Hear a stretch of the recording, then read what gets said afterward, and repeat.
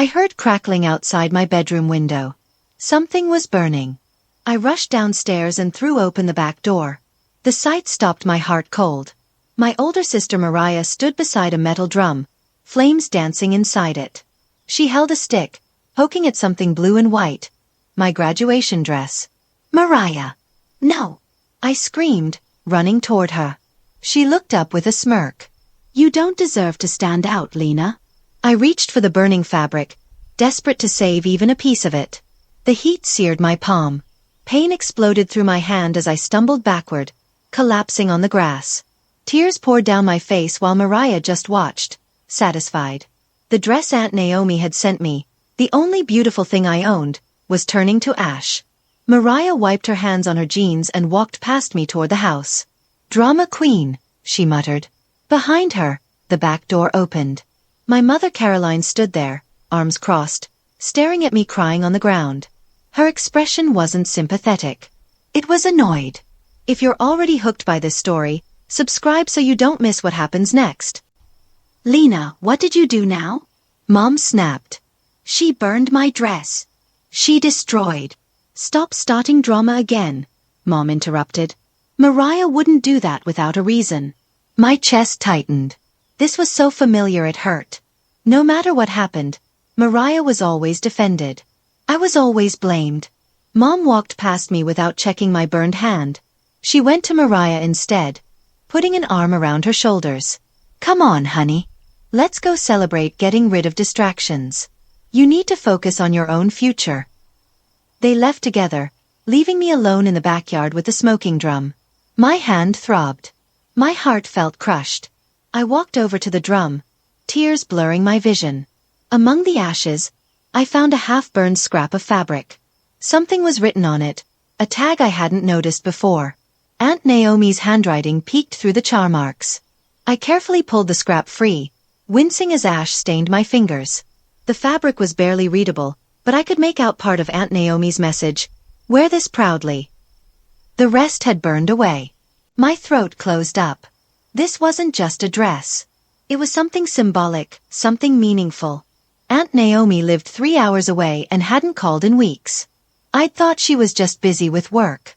Now I wondered if she even knew I'd received the package. I went inside, clutching the scrap, and cleaned my burned hand under cold water. My phone buzzed. A text from Aunt Naomi. "Did you love the dress?" My fingers shook as I typed back, "Aunt Naomi, I need to tell you something."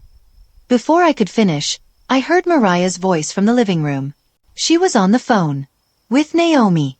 I crept closer to listen. "Yeah, Aunt Naomi, she loved it," Mariah said sweetly. "But you know Lina. So careless. She lost it somewhere." My stomach turned. I wanted to burst in and scream the truth, but something held me back. I needed to hear this. "What do you mean, lost it?" Naomi's voice came through the speaker, sharp and suspicious. "That dress cost $2,000. Mom's voice joined in. "Naomi, you know how Lina is. Always misplacing things. Put her on the phone. Now." Silence. Then Mariah's fake concerned tone. "She's not here right now. Caroline, put Lina on the phone or I'm driving there tonight." More silence. I pushed open the door. "I'm here, Aunt Naomi." Mariah's face went white. Mom glared at me. Naomi's voice was steel. "Lina, pack a bag. I'm coming tonight." 3 hours later, headlights flooded our driveway. Aunt Naomi didn't knock. She used her old key. She stormed in and went straight to me, grabbing my hand. When she saw the burn, her jaw clenched. "Who did this?" "Nobody," Mom started. "She was playing with Lina. Who did this?" I looked at Mariah, then at Mom, then back at Naomi. "Mariah burned the dress, with me trying to stop her." Naomi's expression turned ice cold. Mariah jumped up from the couch. "That's a lie. I bought that dress for her." "Really?" Naomi pulled a folded paper from her purse. "Because I have the receipt right here. From the boutique I own. The one that made that custom dress specifically for Lina's graduation." Mariah's mouth opened and closed. No words came out.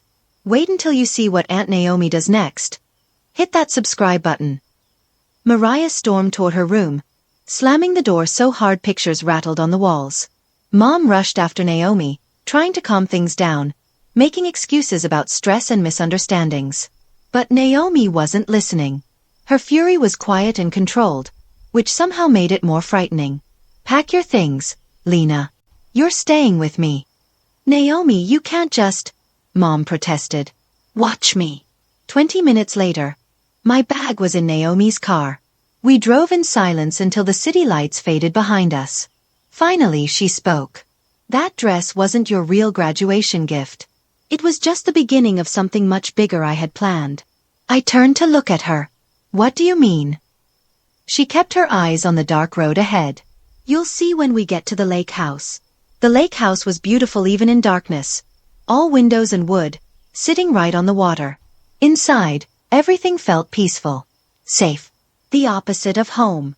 Naomi made tea while I looked around at the comfortable furniture and family photos I'd never seen before. "Sit down," she said gently, handing me a mug. "I need to show you something." She disappeared into her bedroom and returned with a small wooden box, ornately carved. She set it on the coffee table between us. "This was supposed to be yours on graduation day. But there's a problem." She tried the clasp. It was locked. "The key is missing." Missing? I kept it in my office at home. Last month when Mariah visited me, claiming she wanted to reconnect, it disappeared. Naomi's expression darkened. "I think someone in your family has it." We searched everywhere that night. Drawers, closets, even the car. Nothing. The box sat on the table, taunting us with its secrets. I couldn't stop wondering what was inside. The next morning, Naomi went to check the mailbox. She came back holding a thin envelope, her face pale. "There's no return address." She opened it carefully. Inside was a small brass key and a note written in sharp, angular handwriting. "She doesn't deserve it." Naomi's hands shook as she read it. "That's Mariah's handwriting. I'd recognize it anywhere." She looked at me with something like pity. "Your sister has been planning this for a while." We sat down at the table. Naomi slid the key into the lock. It turned with a soft click. Inside the box was a legal folder and an official-looking document with a gold seal. Naomi pulled them out carefully, spreading them on the table. My eyes caught the words at the top. "Property deed." "I don't understand," I said. Naomi took a breath. "I own a boutique downtown. Have for 15 years. I've been planning to leave it to you, to help you build your own future independent of your mother." I stared at her. "You own a business?" "Not just any business. A high-end boutique that used to be very successful." Her expression clouded. "But over the last year, we've been losing money. Accounts disappearing. Inventory missing. I couldn't figure out why." She pulled out another document, a bank statement with highlighted sections. "Until I traced some fraudulent withdrawals. They're linked to Mariah." My blood ran cold. Naomi spread more papers across the table. Bank statements, inventory reports, security logs. Each one told part of the story. "Mariah worked at the boutique briefly last summer," Naomi explained. "She said she wanted experience for her resume. I was happy to help. But after she left, things started going wrong." She pointed to a highlighted entry. "This withdrawal, $5,000, happened on a day Mariah had the master keys. She claimed she lost them, but we found them in her car a week later." More documents. More evidence. Fraudulent credit card charges. Missing designer pieces that later appeared on Mariah's social media. Accounts she'd accessed without permission. "Why didn't you confront her?" I asked. "I wanted proof first. Real proof." Naomi's jaw set firm. "Now I have it. And we're going to confront her together." Naomi called Mom and demanded a family meeting. By evening, we were back at the house. Mariah sat on the couch, arms crossed, acting bored. Mom stood behind her like a protective shield. "This is ridiculous," Mariah said. "You're making up stories." Naomi placed the documents on the coffee table, one by one. "These bank statements say otherwise. These security logs say otherwise. This footage," she pulled out her phone, From the boutique's camera says otherwise. She pressed play. The screen showed Mariah in the boutique after hours, going through the safe, removing cash, stuffing it in her purse. The timestamp was clear. Mariah's face was clearer. All color drained from Mariah's face. Mom opened her mouth but no words came out. Mariah shot to her feet. "You're framing me. You edited that video." "The police have the original footage," Naomi said calmly. "This is insane." Mariah turned to me, eyes blazing. "This is your fault. You turned everyone against me. You've always been jealous." Mom found her voice. "Mariah's right. You've poisoned Naomi against her own family." "Enough." Naomi cut her off. "Caroline, your daughter committed fraud. She stole from my business. She's been sabotaging Lina for years." Mariah's expression shifted to something dangerous. "You want to play this game? Fine. I'll expose every family secret. Every lie. Everyone will know." "You mean like how you burned Lina's dress out of jealousy?" Naomi's voice was ice. "Because I brought a lawyer. He's outside right now." The room fell silent. Naomi opened the front door. A man in a gray suit walked in, carrying a briefcase. "This is Mr. Calder. He's been investigating the boutique situation for 3 months." Mr. Calder set his briefcase on the table and pulled out more documents. Miss Mariah tried to transfer the boutique's deed into her own name using forged documents. The attempt was flagged by the county clerk's office. Mom gasped. Mariah's face went from pale to red. "There's more," Mr. Calder continued. "She also opened a credit line under Lina's name and social security number. Current balance, $12,000. My head spun. "What?" "Identity theft," Mr. Calder said simply. "Multiple felonies." Mariah exploded. "You deserved it. All of it. You've had everything handed to you. Aunt Naomi's attention, everyone's sympathy. I'm the oldest. I should inherit everything." Something inside me shattered. Years of being blamed, insulted, overlooked, it all came crashing down. I ran out the front door into the cool night air, tears streaming down my face. My burned hand throbbed. My chest felt too tight to breathe. Behind me, the door slammed. Mariah's voice cut through the darkness. "Running away like always. You're pathetic, Lina. A pathetic little victim." I spun around to face her. "You burned my dress because you're jealous. You stole from Aunt Naomi because you're entitled. You ruined my credit because you're cruel. You think you're so perfect. I think I'm done being your target." My voice shook but grew stronger. "I'm done being blamed for your mistakes." What I didn't know was that Naomi had followed us out. Her phone was recording everything. Naomi stepped into view, phone raised. "Say that again, Mariah." "About what Lina deserved." Mariah lunged at the phone, but Naomi stepped back. "Too late. It's already uploaded to a secure cloud." Mom rushed outside. "Naomi, this has gone too far. We're family." "Family doesn't commit identity theft," Naomi said. She pulled out her phone and dialed. "Yes, I need to report identity theft and fraud." "You wouldn't," Mom breathed. "Watch me." 10 minutes later, 2 police cruisers pulled up. Officers approached while Mom fiercely defended Mariah, claiming misunderstandings and family disputes. But when the officers asked me to explain everything, including the burned dress, I told them the truth. The older officer nodded slowly. "We already have a file on Mariah Thompson." Everyone froze. "This is getting crazy." "Subscribe if you want to see Mariah get what she deserves." The officer pulled out a tablet and showed us a digital file. 3 complaints in the past 2 years. Bullying at her previous job. Property damage at a rental apartment she shared with roommates. False accusations against a former friend. I stared at the screen. "I didn't know." "The victims didn't press charges," the officer explained. "But we kept records. This establishes a pattern of behavior." He looked at me seriously. "You have grounds to press charges for the identity theft, the dress destruction, and harassment. Mr. Calder's evidence is solid." Mom grabbed my arm. "Lina, don't you dare. If you do this, you're not my daughter anymore." The threat hung in the air. Naomi stepped beside me, her presence steady and strong. The choice was mine. I looked at the burned skin on my palm. Thought about the ashes of my dress. The debt in my name I hadn't created. Years of being made to feel small, wrong, invisible. I want to press charges, I said quietly. Mom's face contorted. You're choosing to destroy this family. No, Mom. Mariah already did that.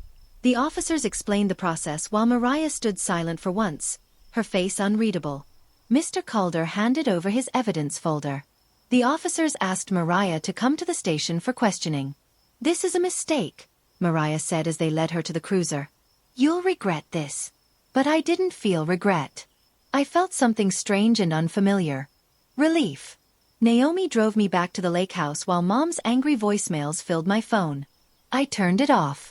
The best part is coming. Make sure you're subscribed so you don't miss the ending. News spread fast in our town. By the next morning, Naomi's phone was ringing constantly. Neighbors called to support me. Relatives I barely knew reached out, saying they'd always suspected something was wrong with how Mom treated me. Then something unexpected happened. 2 of Mariah's former roommates contacted the police with their own statements. A girl from her old job did the same. They all told similar stories: manipulation, theft, threats, lies. Social media erupted. People who defended Mariah for years suddenly saw her differently. The perfect daughter image she'd maintained crumbled like ash. Mom tried to control the narrative, posting about family betrayal and ungrateful children. But the evidence was public record now. People read the police reports. They saw Mr. Calder's documentation. Mariah's reputation collapsed overnight. 3 weeks later, Mariah faced charges in court. Identity theft, fraud, harassment. Mr. Calder had built an airtight case. The trial date was set for 2 weeks before my graduation. Mom called every day, guilt-tripping me. You're sending your sister to jail. How can you live with yourself? But Naomi's lake house was a fortress. She screened calls, blocked numbers, protected me from the emotional warfare. Then one evening, Mom showed up at the lake house door. She looked exhausted. Defeated. I knew, she said quietly. I knew Mariah burned your dress. I watched her do it from the kitchen window. My world tilted. You knew. I thought she'd grow out of her jealousy. I thought protecting her was what mothers do. Tears filled her eyes. I was wrong. But her apology felt empty. Too late. I closed the door. I woke up on graduation morning without a dress. For a moment, panic seized me. Then I remembered I wasn't at Mom's house anymore. I was safe. Naomi knocked on my door. Come to the living room. I have a surprise. Hanging by the window was a gown that took my breath away. Deep emerald green with delicate beading that caught the light like water. It was even more beautiful than the dress Mariah had burned. How? I started. The designer is my childhood friend, Naomi explained. She made this in 2 weeks. She also wants to talk to you after graduation about a special opportunity. I hugged Naomi tight, crying happy tears for once. Walking across that stage in the emerald gown, I felt proud. Truly proud. Naomi sat in the 3rd row, beaming. Mom and Mariah's seats were empty. But the crowd cheered loudly. Neighbors, relatives, people I barely knew who'd heard my story and came to support me. Then came the surprise. The principal called my name again. Lina Thompson, Community Leadership Award for Courage and Integrity. I walked back up, stunned, accepting a plaque and scholarship check. The applause was deafening. In the back row, partly hidden, I spotted Mariah. She was watching. Her expression was unreadable. After the ceremony, as I posed for photos with Naomi, Mariah appeared. Lina, can we talk? Mariah's voice was small. Nothing like her usual sharp tone. Naomi tensed beside me, but I nodded. We stepped away from the crowd. I'm sorry, Mariah said. I was jealous and cruel. If you drop the charges, I'll get help. Therapy. Whatever you want. She sounded genuine. Almost convincing. No, I said calmly. Her expression flickered. You're really going to send me to jail? You sent yourself there when you stole from me and Aunt Naomi. Her fake remorse vanished. You'll regret this. Once I'm out, You'll regret everything. Is that a threat? Naomi had approached silently, phone in hand. Recording. Mariah's face went white. She'd done it again. Naomi stopped recording and immediately forwarded the file to Mr. Calder and the police. Within an hour, officers arrived at the graduation venue. She threatened me again, I explained, showing them the recording timestamp. The officers listened to the audio. Mariah tried to claim it was taken out of context, but the words were clear. That's witness intimidation, one officer said. Additional charges. Mom appeared, screaming at everyone. At me, at Naomi, at the police. You've destroyed her life. Destroyed our family. No, Caroline, Naomi said firmly. You destroyed your family when you enabled Mariah's behavior for years. When you watched her burn Lina's dress and did nothing. When you chose cruelty over kindness. Mom pointed at me. You're dead to me. I felt nothing when hearing those words. Because she'd already been dead to me. I walked away with Naomi. If you loved this revenge story, subscribe for more. And comment below. Would you have pressed charges? Back at the lake house, Naomi poured us sparkling cider. Sit down. It's time you learned the whole truth. She pulled out legal documents I'd never seen before. The boutique wasn't your real gift. I mean, it was, but it was just the start. She slid a deed across the table. I'm giving you this lake house. And my business assets. Everything I've built. I couldn't speak. You're going to college debt-free. You're going to have your own foundation to build whatever life you want. No one will ever control you with money or housing or fear. Tears spilled down my cheeks. Naomi, I can't. You can. And you will. She handed me a sealed envelope. But don't open this yet. Save it for when you're ready to start your real future. That night, alone in my new room overlooking the lake, I opened the envelope. Aunt Naomi's letter was written in her careful script. Dear Lina, by now you know about the boutique and the house. But here's what I really want. I want you to run a boutique chain. The designer who made your graduation gown is ready to partner with you. She believes in you like I do.